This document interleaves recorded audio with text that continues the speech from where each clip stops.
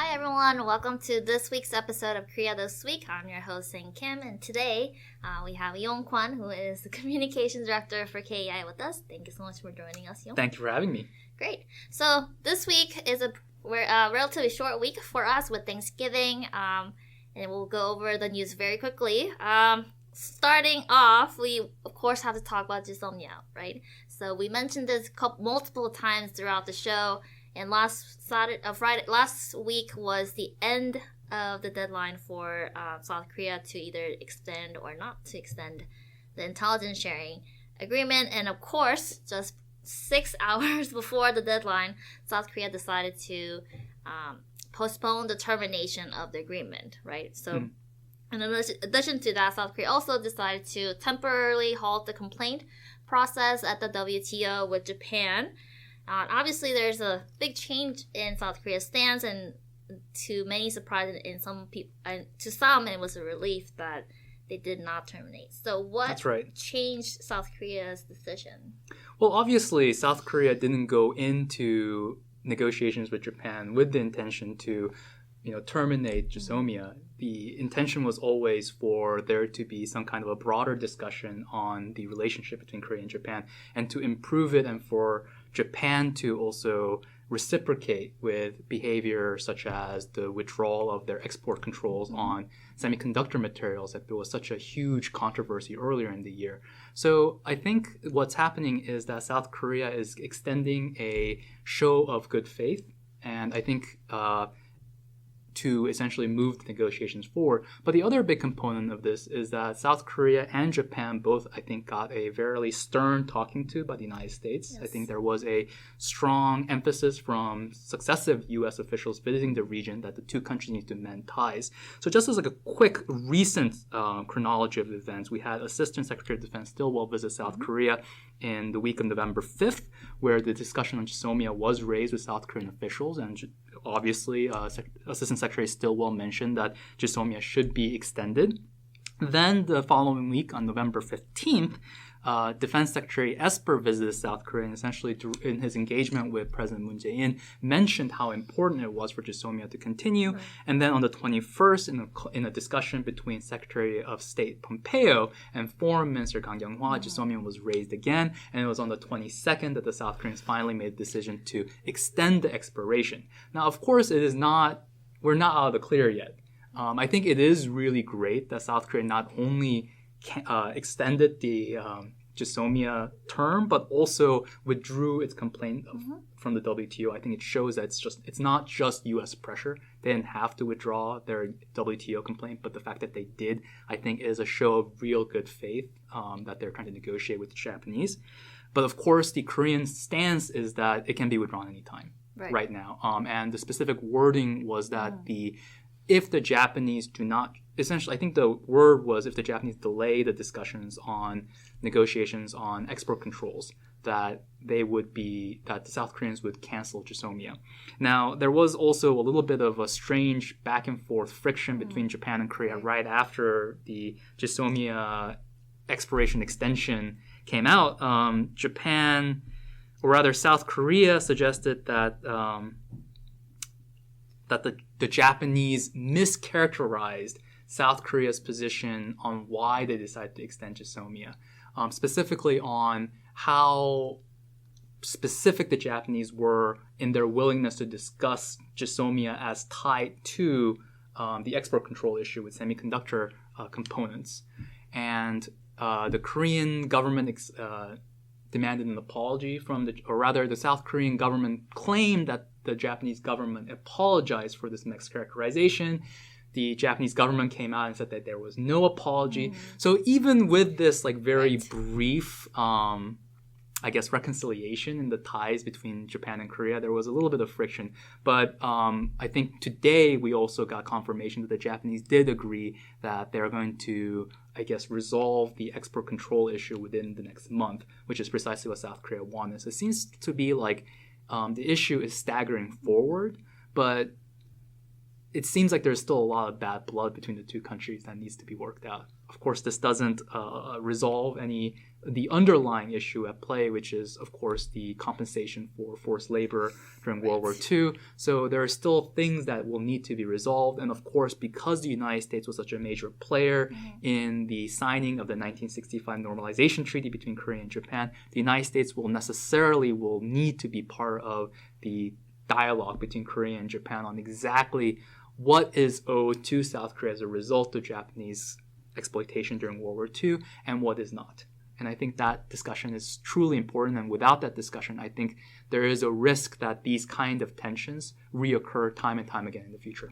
Right, absolutely. I mean, just because we passed the termination or postponed the termination doesn't mean things got better. And like you said, the exact wording of how you describe it on the media, it was very sensitive for both South Korea and Japan, right? So South Korea insisted that this is not the extension of the agreement. This was postponing the termination. Right. And also how, of course, it's very sensitive for both sides, and to see if anyone conceded over the other, the whole issue. So you heard a lot of the spokesman person from the Blue House and also from the Japanese government very clarifying and picking the right word to describe what's actually happening. So there are a lot more tensions still left, but for now, I think we got over a little bump.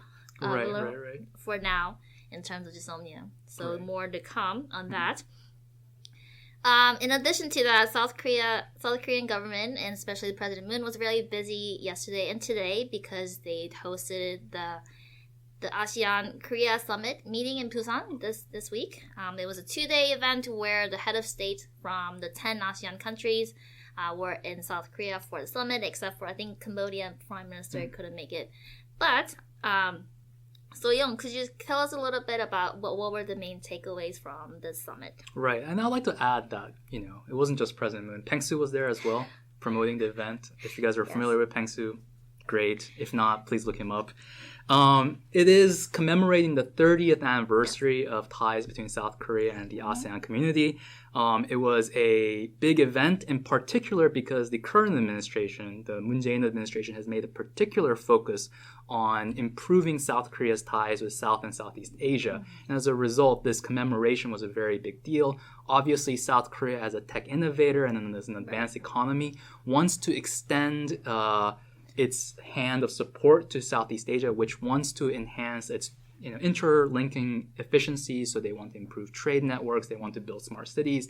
They want to get ahead of some of the green environment movement in combating climate change. These are all things that South Korea can provide to Southeast Asia. In return, South Korea wants to be a bigger player in engaging and operating within the Southeast Asian market, which right now is becoming a bigger point of attention for South Korea, in particular because ties with China is difficult, and also because the trade friction between China and the United States is also placing a huge dampener on South Korea's ability to export to its two traditionally key markets of China and the United States. And in this difficult geopolitical environment, South Korea is really looking to alternative markets for its exports, Southeast Asia being one of them. And as a result, this was a major event for South Korea. Now, that said, I think it is important to also roll back and to remember where we were a couple of months ago. This event was actually raised by the South Korean government as a potential meeting place for another engagement between North and South Korea. Southeast Asia obviously hosted the last two U.S. DPRK summits, Singapore and Hanoi. So therefore, there is a natural connection to be made that ASEAN is playing such a big role in inter-Korean engagement. As a result, there was talk that perhaps Kim Jong-un could also be in Busan for the engagement between ASEAN and South Korea. But the North Koreans refused. I think that's put a little bit of a dampener on the gravity of the event. And I think it's also reflective of the broader slowdown that's been evident in North-South engagement.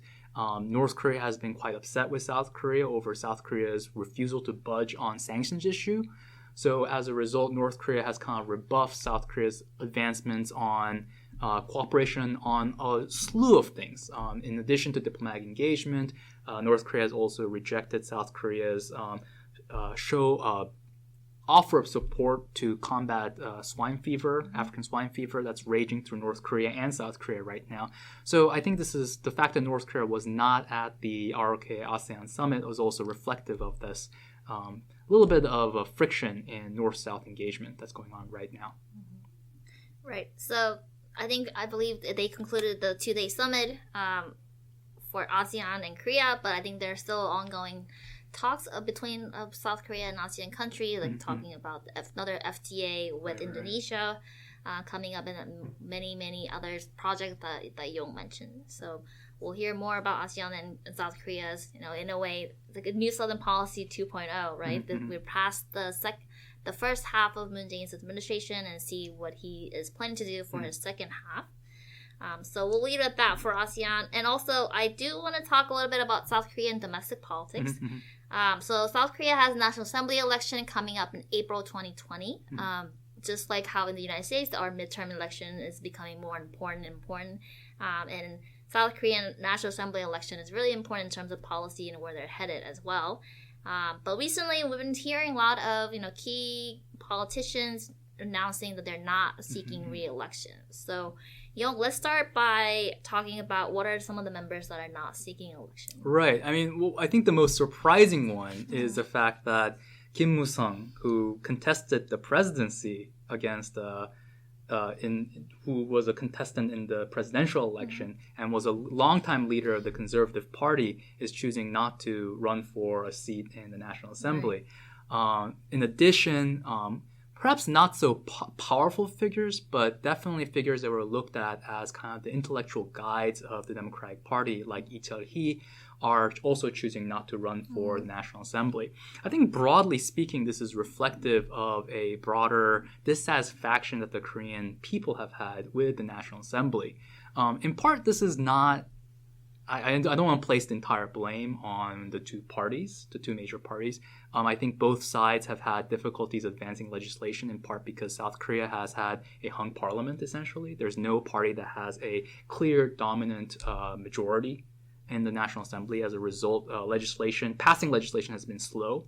And that's also been a major point of difficulty for the Moon Jae-in administration. That said, for both parties, this upcoming legislative election is super important. Moon Jae-in only has another year left before, after the legislative election, he only has a year left before his own presidential election, where he's not going to be running for president. And he needs to get some of his major policies through the legislature. And for that to happen, he needs the Minju Party, his ruling Minju Party, to take the majority in the National Assembly. So for the progressive, this is a hugely important election. For the conservatives, there's a clear sense that they've been on the back foot since Park Geun-hye's impeachment. We've seen the Conservative Party fracture into the Bareun Party and the Saenuri Party and then the Liberty Korea Party. So I think there is now a clear impetus from the conservative opposition to also make a kind of a showing at this upcoming legislative assembly, legislative election, to essentially make themselves more relevant in the Korean politics. And so both sides are really pushing hard to take majority. And as a result, I think they're making certain decisions to essentially advance themselves. And I think one of those things is responding to constituent demands that the two parties go through a generational change. Right. And I think you're right in the sense that South Korean public is frustrated with the current state of Korean politics, right? So we've even seen the same sort of the pool of people that have been in power for a really long time for both parties, and it seems like they're frustrated with a lot of conflict and political divide within the South Korean government, and an election will show their frustration and to see who gets eliminated and doesn't win the election. With that said, we still have some time before the election. Right. I'm sure we'll be hearing a lot more on whether there's members that are not running or there are new faces that would be running and getting involved in the politics. So that's in addition to the U.S. presidential election and South Korea's National Assembly election is something to also keep an eye on. That's coming up before our presidential election anyway.